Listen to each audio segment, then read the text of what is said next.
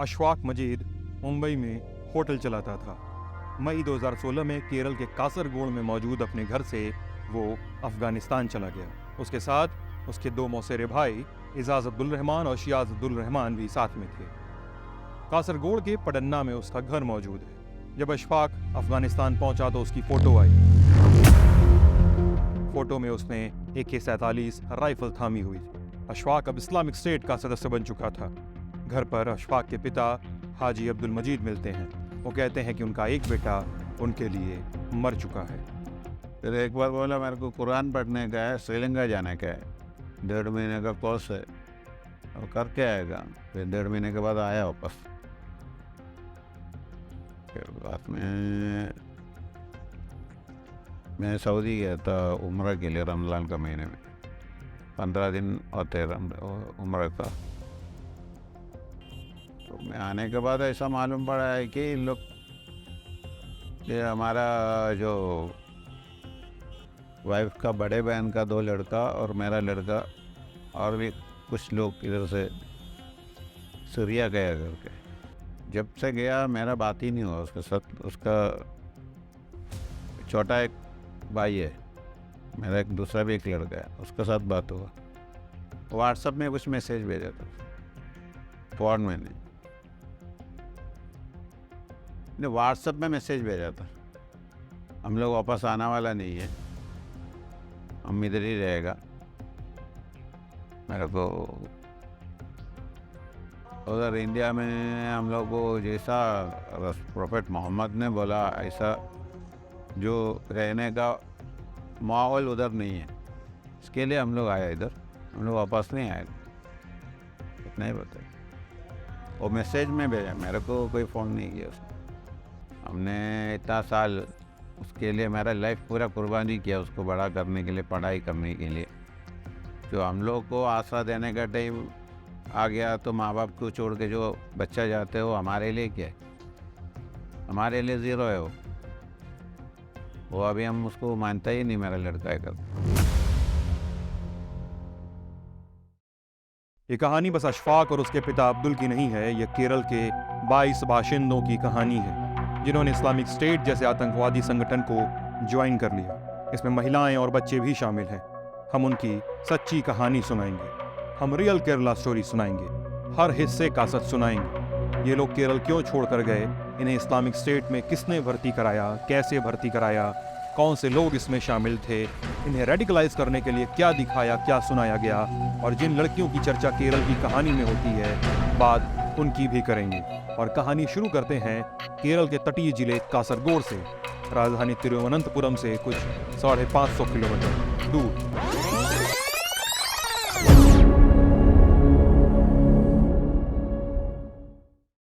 The Islamic State is trying to make deep inroads into Kerala. साल 2016 में कासरगोड इस खबर से हिल गया कि यहाँ के लोगों ने इस्लामिक स्टेट ज्वाइन कर लिया है। ये संख्या 22 लोगों की थी। इनमें 14 पुरुष, 6 महिलाएं और 2 बच्चे शामिल हैं। इनमें से अधिकांश लोग कासरगोड के रहने वाले थे और बचे हुए कुछ लोग पालक्कड़ के। सभी चले गए अफगानिस्तान के नांगरहार। अमेरिका ने साल 2017 में नांगरहार में मदर ऑफ ऑल बॉम्ब गिराकर इस्लामिक स्टेट के कई ठिकानों को तबाह कर दिया और इसके अलावा कई मौक़ों पर ड्रोन स्ट्राइक किए गए। इनमें ही अधिकांश की मौत हुई, कुछ लोग बच गए। उनमें से कुछ अफगानिस्तान की जेल में बंद हैं और कुछ लापता हो गए। इन मारे गए लोगों में एक नाम हाफिजुद्दीन का भी था। रिश्ते में उसके मामा लगने वाले BC रहमान अपने भांजे की कहानी सुनाते हैं। 2015, 16 people went from abroad from our village. I am the one of the 2016 में 16 लोग हमारे गांव से चले गए।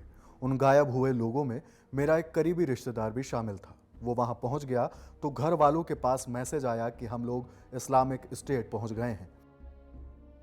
लेकिन जब वो पहले गए थे तो उस समय उनसे संपर्क करने का कोई रास्ता नहीं था।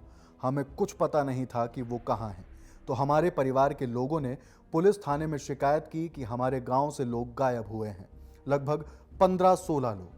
केरल सरकार ने लापता होने की जांच शुरू की। तभी कुछ ही दिनों बाद उनका मैसेज आया कि वो इस्लामिक स्टेट पहुंच गए हैं।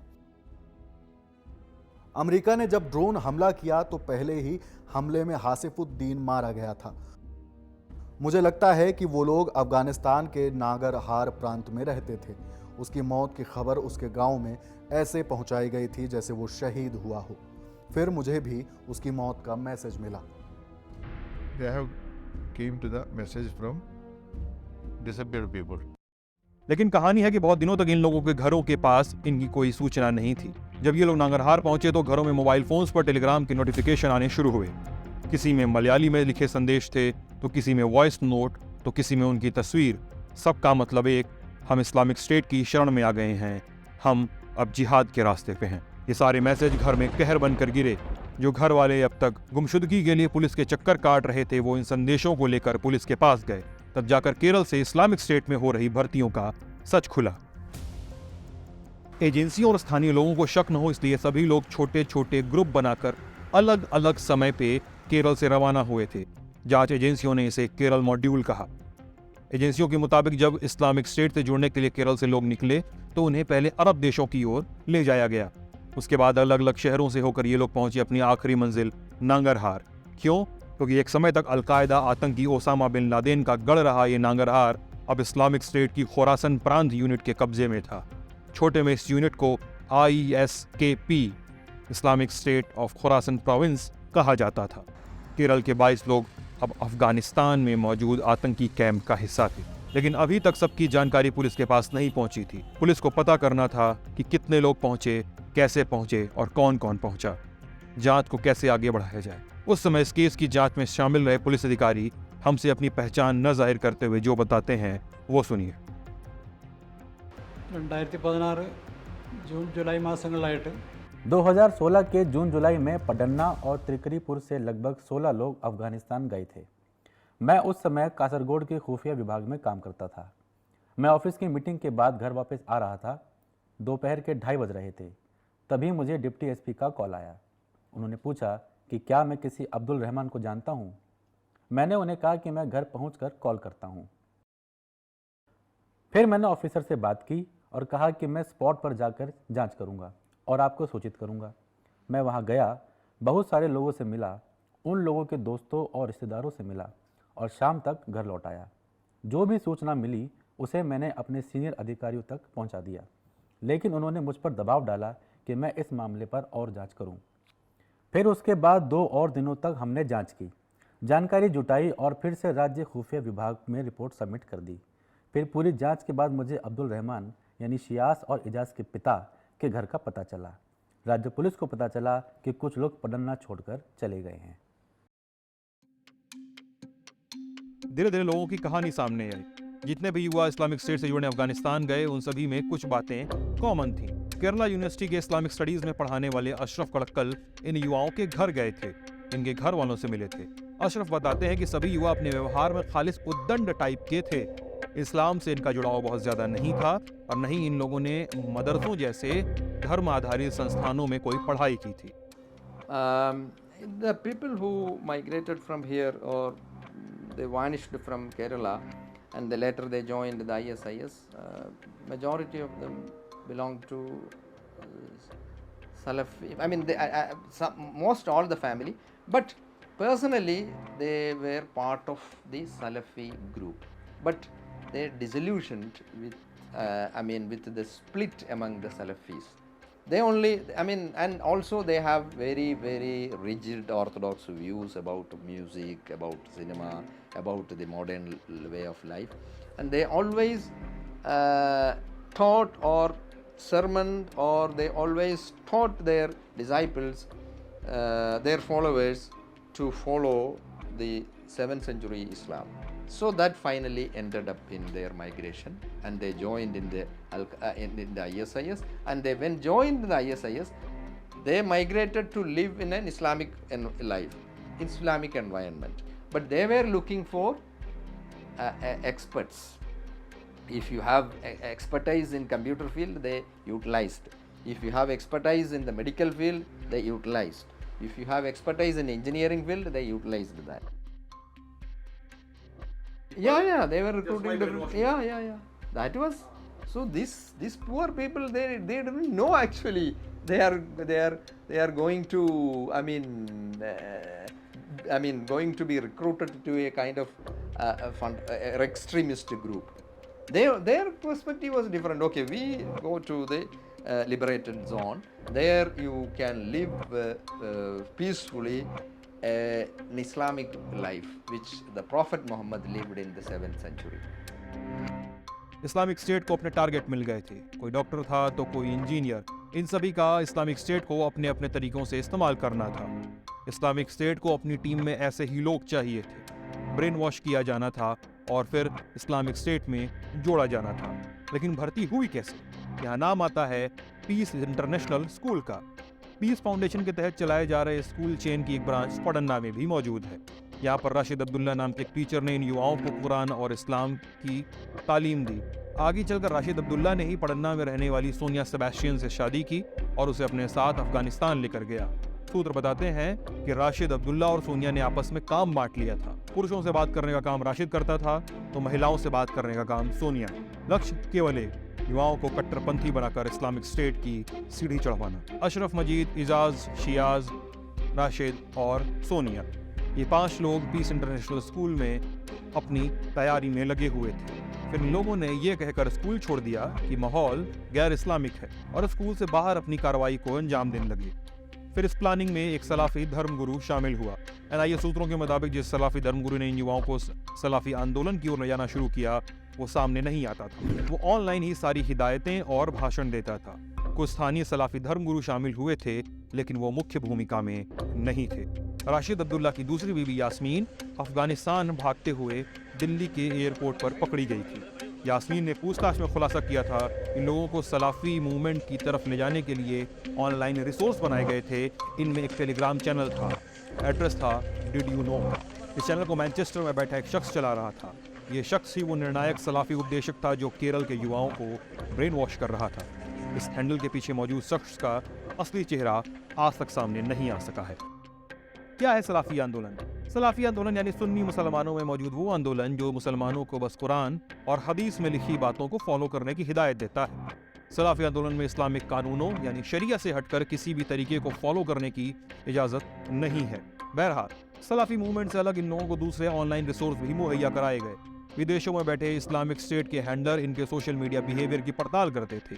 ये किस तरह की पोस्ट पे लाइक कर रहे हैं, किस तरह की पोस्ट पे कमेंट कर रहे हैं, शेयर कर रहे हैं, ट्वीट रिट्वीट कर रहे हैं, ऐसे तथ्यों को बारीकी के साथ देखा जा रहा था। इन युवाओं ने धर्म से जुड़े अपने सवालों का ऑनलाइन हल निकालना शुरू किया। ये ऑनलाइन इस्लाम की ओर बढ़ रहे थे। इनका भारत में मौजूद इस्लाम के संस्करण से भरोसा उठ रहा था। उन्हें भारत का माहौल गैर इस्लामिक लग रहा था। अशरफ अडकल एक वाकया शेयर करते हैं। It was Rashid Abdullah or another person. They all got killed by the American drone strikes. At one night, a small boy he became ill, and the parents told him to take to the hospital. At midnight. It was an emergency situation, and this fellow was not ready. He was not ready to take the diseased person to the hospital using the car. You know the reason. The reason is the car belonged to his father, but he purchased the car by using a bank loan. So such an abnormal attitude. These youngsters, they were actually living a kind of freak type.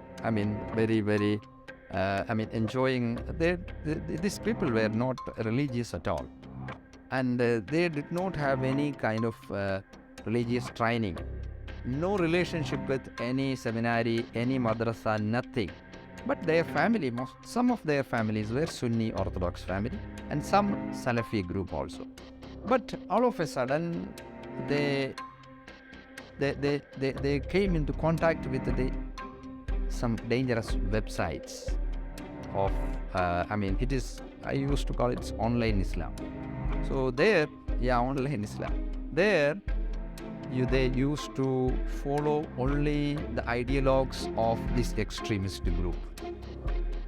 and the interpretation, the world view was totally different. The world view, the concept of God, the concept of the deen, the ideology of Islam, everything was totally different from what the religious scholars, what the established organizations preach, because these youngsters are not ready to listen to the leaders of the Muslim organization.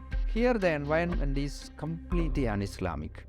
So the environment ISIS created, the environment Taliban created, it is fully Islamic, because there the women doesn't have face, the women doesn't have voice, music is nowhere, cinema is nowhere, drama is nowhere, the mixed education, co-education is not there.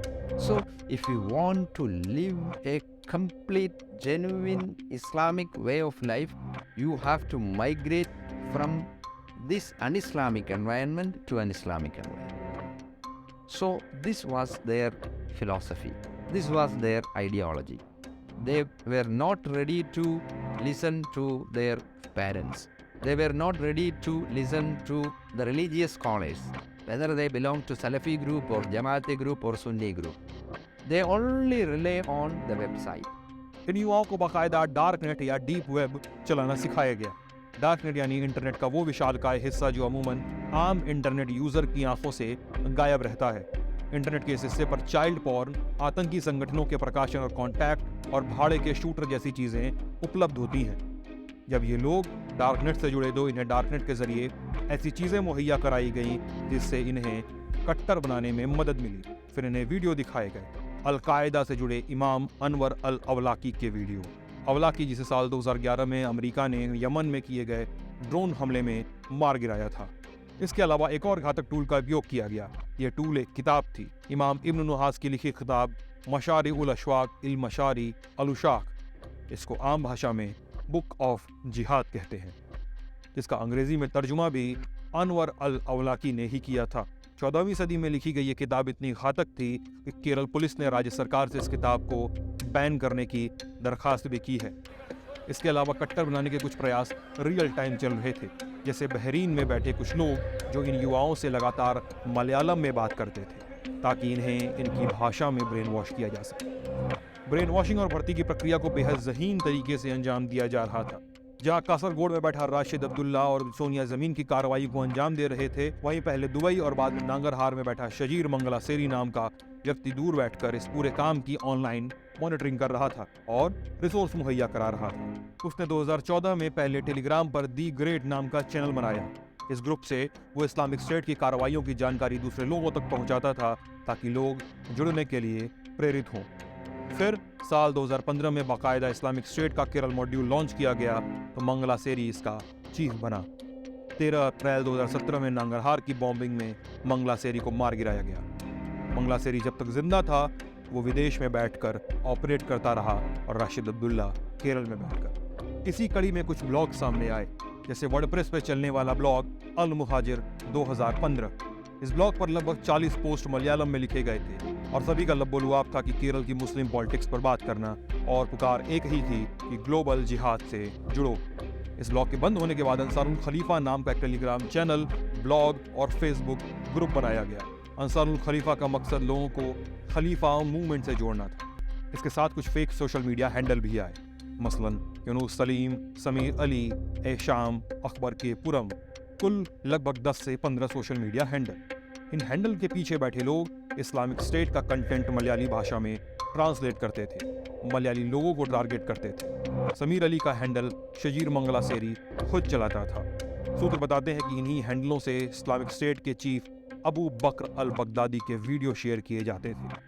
ऐसे केसों को cover करने वाले एक पत्रकार बताते हैं कि एक हैंडल ने सोशल मीडिया पर पोस्ट किया कि अगर तुम्हारी तस्लीमा नसरीन से मुलाकात हो तो उसको मार डालो। When we followed the very closely what happened, how this happened, what was the motivation for the people to leave Kerala? They were not politically aware of, they were not politically opposed to BJP or Sangha Parivar, nothing like that. Their writings were very seldom they mentioned Sangha Parivar or those things. Basically, India, Kerala is Darul Kufr. Darul Kufr means the land of the unbelievers. On land of kafirs. Kafirs. Only that place, that's the common thing that you notice in every post. When I tried to contact with the people who had gone to Syria and Afghanistan, I got the Telegram ID. Then I started chatting it out.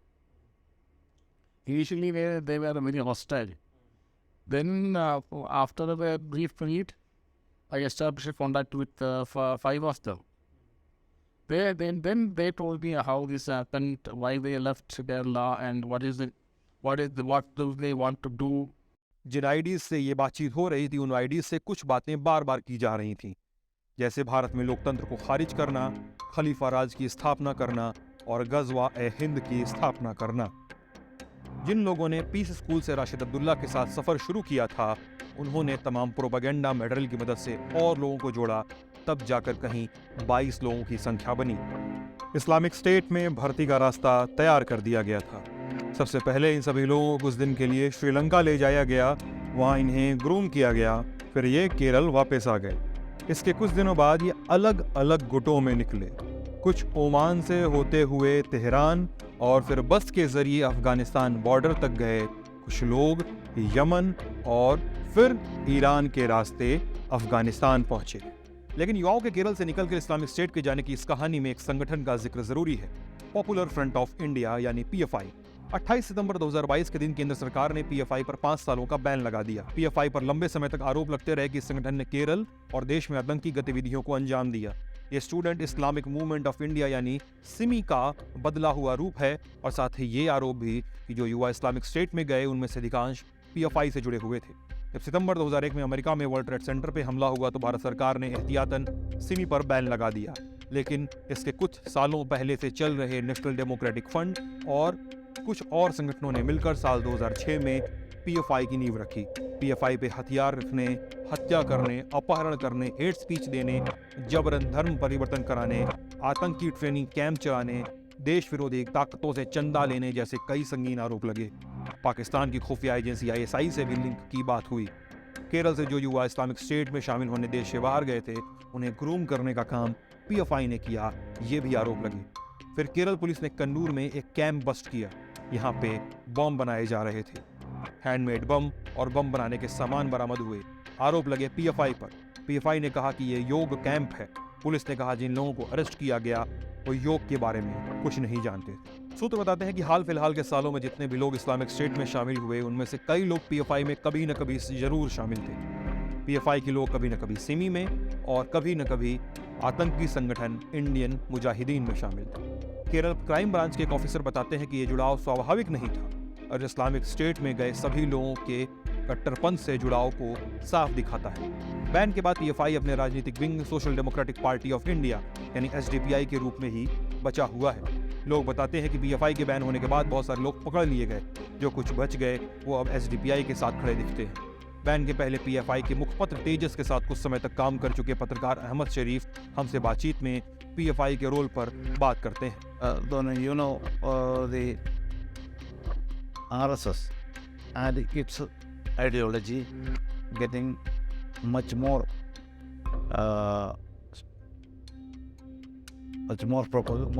propagated, and lot of people going for example, the largest RSS shagas are working in Kerala comparing to other states. At the same time, public support is very less. Number of shagas is much more, public support is less. That's why they are not getting any seat. So always they want they need one enemy. It was before, Jamaat Islami was an enemy. Earlier, the Muslim League also was an enemy of this kind of things. Jamaat Islami need they have a powerful media with them. Newspaper also there, no channel is there. So they can declare their own positions, their own policies and such things. their principles, everything, their values. So they need another group. So little bit hard. Popular Front is more than hard in many things than Jamaat Islami. Hard in principles, hard in what you can say, their policy and decisions. They will proclaim their stance in a hard way. Reactions will come little bit hard. So that was naturally they will be the main target. So and the Popular Front, they developed some kind of defense. They have a cadre. Popular Front. Cadre is there. And this cadre making route marches on August 15th, independent route march. The same thing what RSS did earlier. Pathasanjalana. So, just like RSS, one another movement is getting and spreading. And people accepting it. So it's what I can say. It's making RSS also making it's a problem. How they can face this problem? They came face to face in many times. If that organization is not there in Kerala, the radicalization is much more. PFI ने भी RSS की तरह route march निकालना शुरू किया। लोग बताते हैं कि कुछ ही समय में केरल के युवाओं में पीएफआई एक स्थायी विकल्प की तरह हो गया। आप पीएफआई के साथ हैं तो आप इस्लाम के साथ हैं, आप पीएफआई के साथ नहीं हैं तो आप इस्लाम के साथ नहीं हैं। केरल के कई मुस्लिम युवा इस तरह की बातें करने लगे। लेकिन क्या पीएफआई का प्रभाव पूरे केरल में है या कुछ इलाकों तक ही महदूद है? लोग बताते हैं कि कासरगोड से तिरुवनंतपुरम तक फैले हुए तटीय इलाकों में इसका प्रभाव ज्यादा है। गौर करने लायक बात है कि ये वही इलाके हैं जहां से सबसे अधिक संख्या में लोगों की इस्लामिक स्टेट में भर्ती हुई है। पीएफआई से जुड़ा एक और वाकया प्रकाश में केरला स्टोरी मूवी के जरिए आता है। इस फिल्म में एक सीन है जब एक किरदार पुलिस स्टेशन में कहता है कि हमारे एक्स सीएम ने कहा है कि केरल कुछ सालों में इस्लामिक स्टेट बन जाएगा। एक समय तक राज्य सरकार के वकील रहे और इस्लामिक स्टेट से जुड़े केस लड़ने वाले कासरगोड के वकील सी शुक्र इस स्टेटमेंट का सच बताते हैं। Yeah, Joseph's hand was chopped by, that radicalized person. That time the police raided several places, and from there they got several pamphlets. In that pamphlet, their idea, we will make the Kerala as an Islamic state after 20 years. Comrade Achyutanandan quoted that words.